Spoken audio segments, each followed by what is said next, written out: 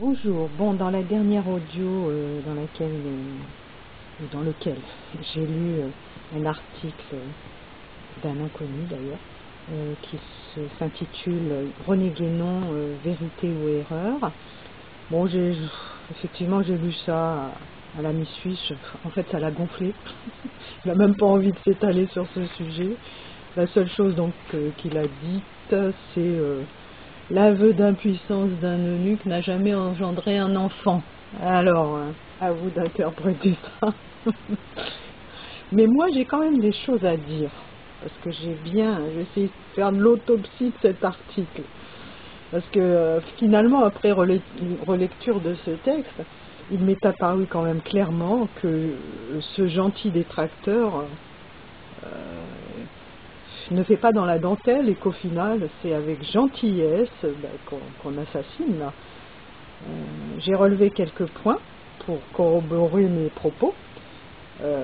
Juste une petite parenthèse, je me suis faite piéger en croyant à la bonne foi de ce texte et à la bienveillance, parce qu'il m'a semblé, a priori, que l'on rendait à César ce qui appartenait à César. Mais sans vouloir ici faire un procès d'intention à l'auteur de cet article, je dois dire que c'était pour mieux nous planter le couteau, quoi. C'est une technique très appréciée et typiquement New Age.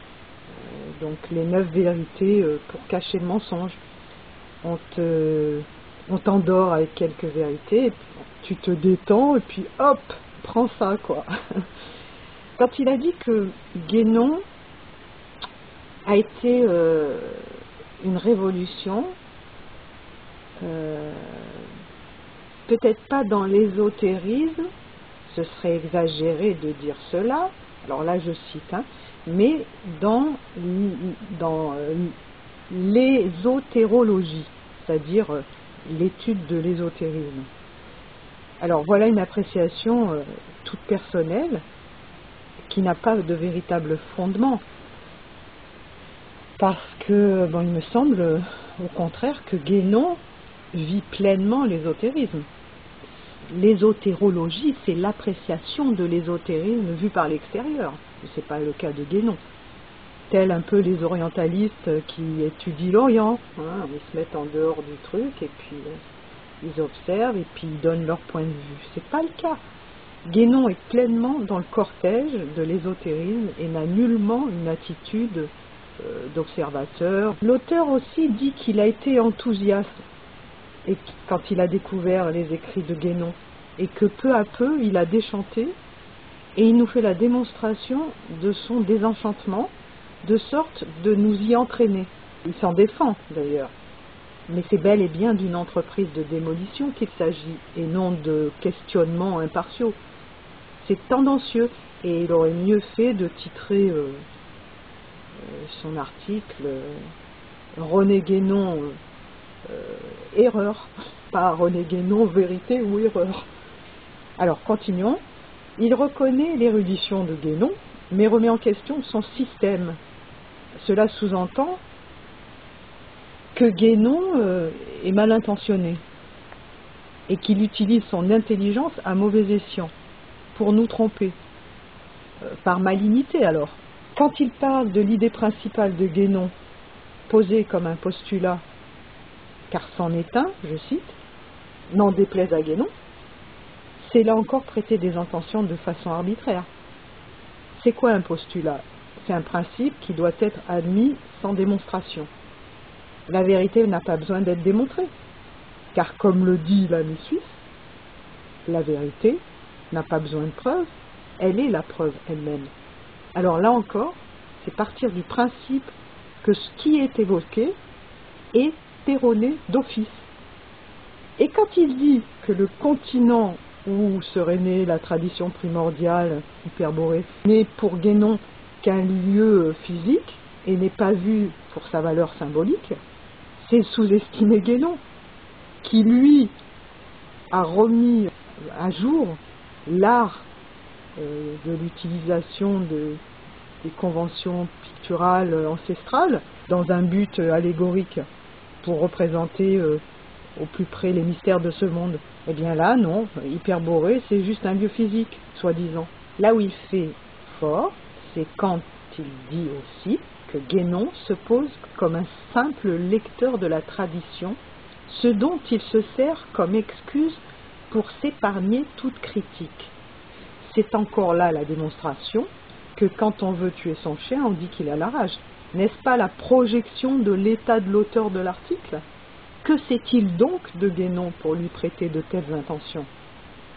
Quand il dit que René Guénon dit « Je lis les textes sacrés et vous les explique car je les comprends, et si vous n'êtes pas d'accord avec moi, c'est que vous n'êtes pas d'accord avec les textes sacrés, et donc pas qualifié pour étudier la science initiatique », c'est comme une démonstration de la transitivité en mathématiques. A est plus grand que B, B est plus grand que C, donc A est plus grand que C. C'est un petit peu simpliste comme démonstration. Certes, il y a une intransigeance dans la science sacrée du couperet de la vérité, car si 2 et 2 font 4, comme nous le répète incessamment notre ami suisse, alors si on vient nous chanter que ça fait 3,8, eh bien bing, la vérité tranche.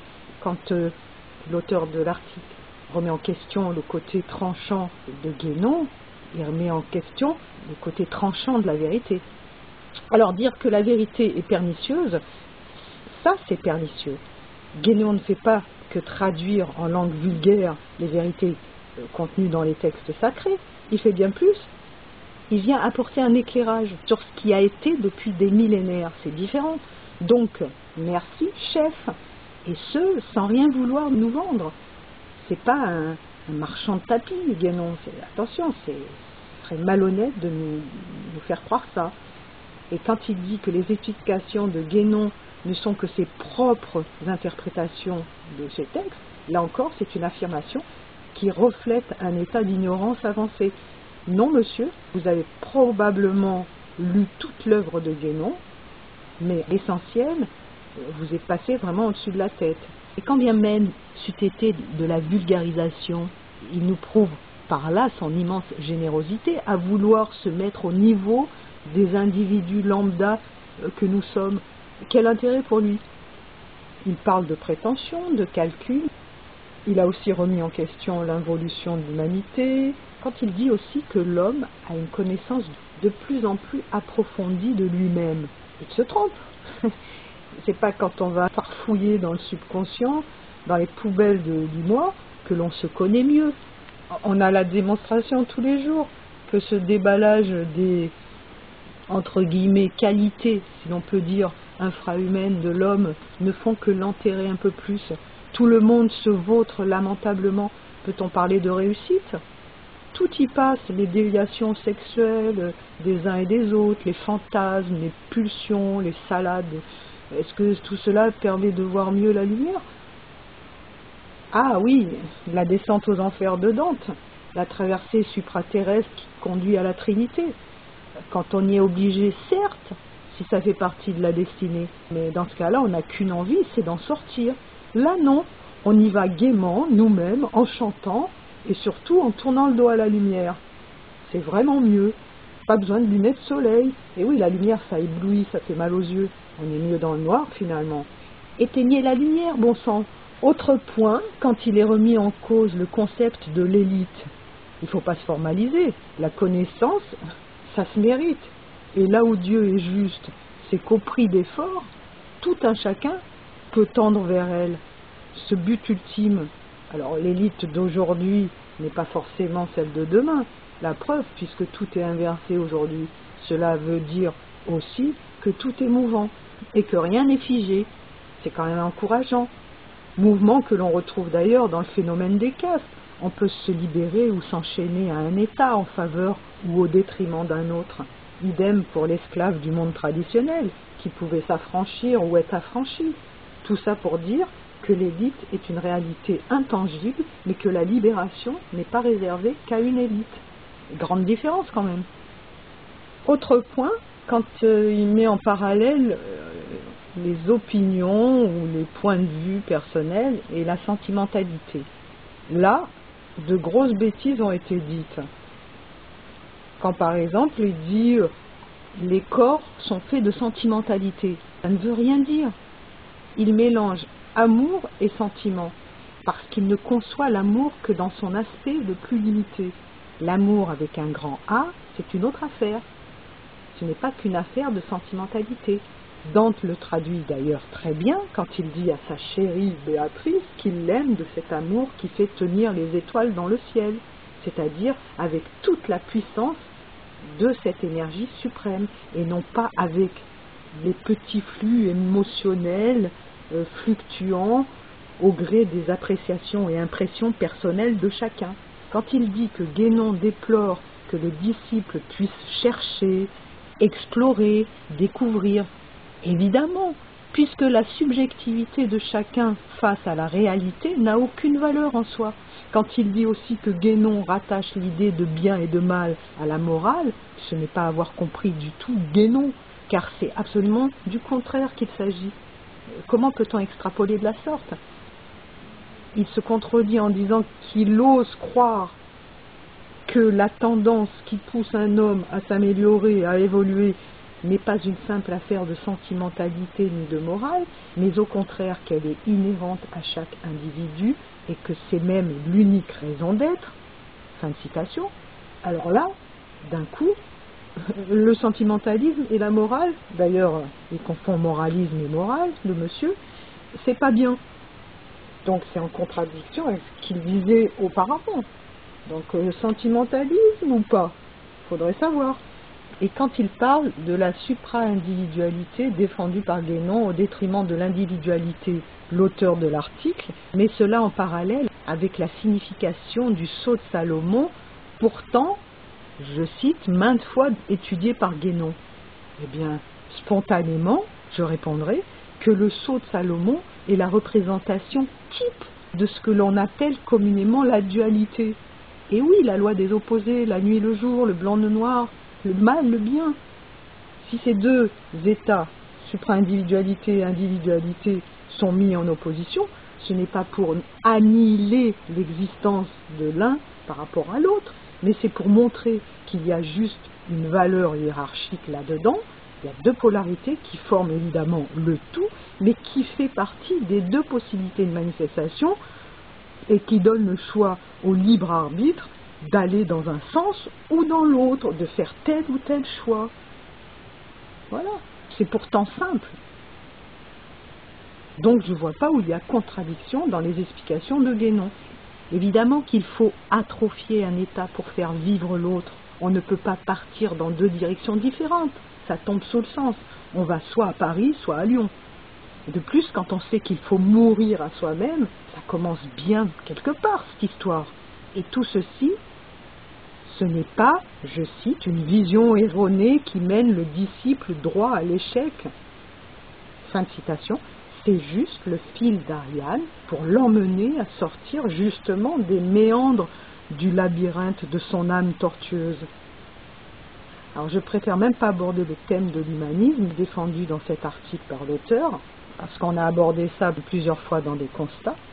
Quand on sait ce que valent les velléités de chacun à vouloir sauver le monde et surtout à vouloir se substituer à la volonté divine, ce qui n'empêche pas, attention, d'aider son prochain quand cela se présente à nous, mais faire du zèle absolument pour essayer de changer l'état des choses, c'est pure prétention, et on sait aussi où cela mène, comment cela peut servir de prétexte en haut lieu pour la mise en place de réseaux de corruption à travers le monde, pendant que les petites gens pleins d'entrain et de bonne foi s'illusionnent à vouloir faire le bien sur le terrain.